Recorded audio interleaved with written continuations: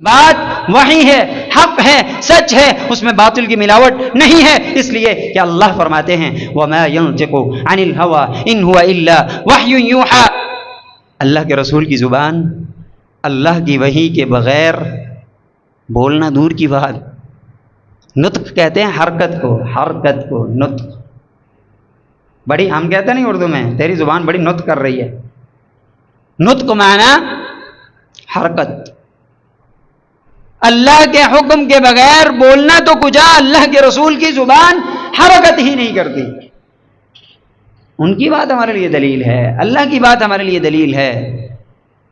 کافر منائے اور ہم بھی اس کو دیکھ کے منانا شروع کر دیں، یہ دلیل ہو سکتی ہے؟ بالکل نہیں۔ اور اس کے بعد اور کوئی دلیل آپ کے پاس؟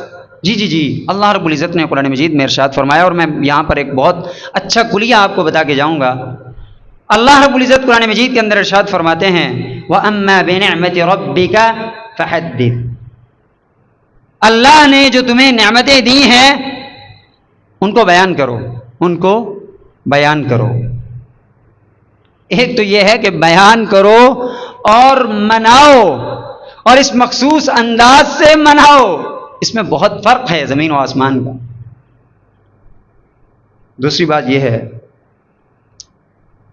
کہ اگر اس کو مان بھی لیا جائے تو مجھے یہ بتائیے کہ جب یہ آیت نازل ہوئی تھی تو پہلے مامور کون تھے، پہلے مخاطب کون تھے؟ اصحاب کرام رضوان اللہ علیہم اجمعین۔ اللہ کے رسول حضرت محمد صلی اللہ علیہ وسلم، ان کو اس آیت کی سمجھ نہیں آئی، اور آج کے مولوی صاحب کو سمجھ آ گئی، آج کے مفتی صاحب کو سمجھ آ گئی۔ اور میں آپ کو بتاؤں ایک اور آیت بھی بیان کرتے ہیں فَبِذَلِكَ فَلْيَفْرَحُوا، اس کے ساتھ آپ خوشی منائیں۔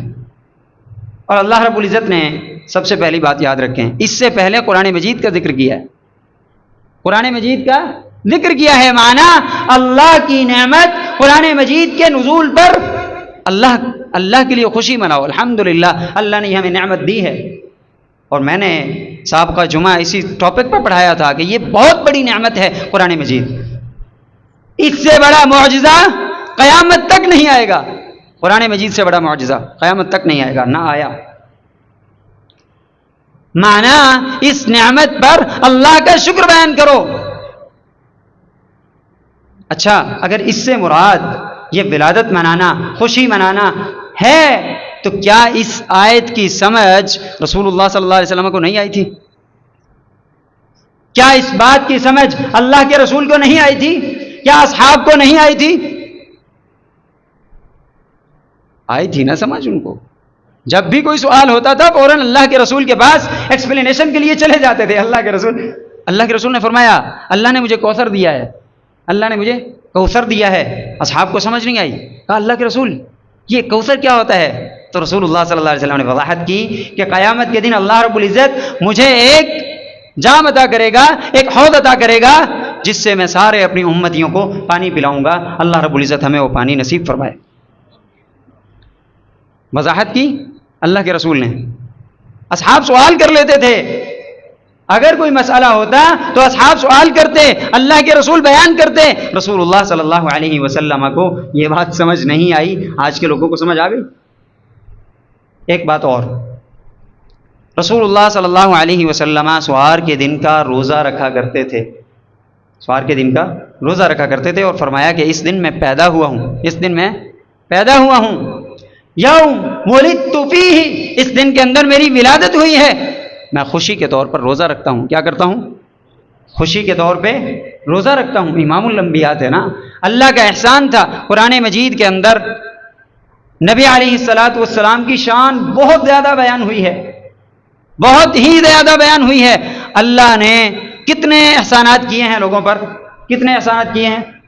فرمایا سادہ سا لفظ میں ان تعدوا نعمت اللہ لا تحصوها، اگر تم اللہ کے احسانات گننا چاہو گے تو نہیں گن سکو گے۔ اللہ نے کوئی بھی احسان نہیں جتلایا قرآن مجید کے اندر، کوئی احسان نہیں جتلایا، لیکن جب رسول اللہ صلی اللہ علیہ وسلم کی بعثت کی تو فرمایا لقد من اللہ علی المؤمنین اذ بعث فیہم رسولا منہم، اللہ رب العزت یقیناً اپنا احسان جتلاتا ہے مومنین پر کہ اللہ رب العزت نے ان کو محمد جیسی نعمت سے نوازا صلی اللہ علیہ وسلم.